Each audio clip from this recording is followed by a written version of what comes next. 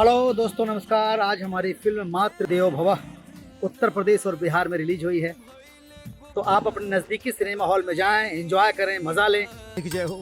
हे मैया, साष्टांग प्रणाम, हाथ जोड़ के प्रणाम करता नहीं माई। पूरे इलाका के दारूबाज बना दा। लड़का बच्चा बुढ़वा सब दबा के दारू पिए, तब हमार बिक्री बढ़ी।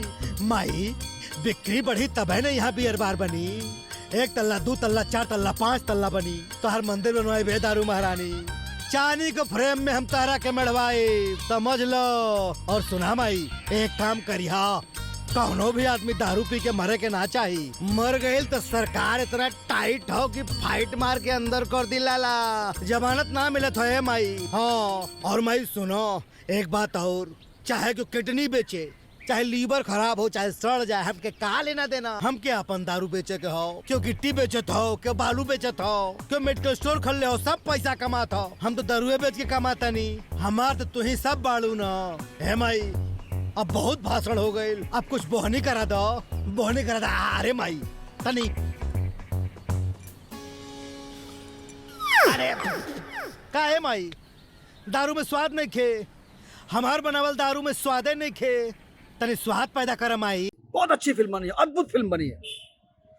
एगो माई की ममता, करुणा, त्याग, विछोह से भरल मातृत्व के अद्भुत कहानी बा मातृ देवो भव। तो मैं चाहता हूँ कि आप लोग जाएं और सिनेमा में फिल्म को जरूर देखें। गंगा, ई हा हमार दोस्त बिरजू। नमस्ते बाबूजी। बिरजू, ई हा हमार धर्म पत्नी गंगा। गंगा, आज हम अपन दोस्त बिरजू के वादा कैले बानी कि आज हम ओकरा के चिकन खियाई, तो तुझा और चौचक मसालेदार चिकन बनावा। हम चिकन ना बनाए।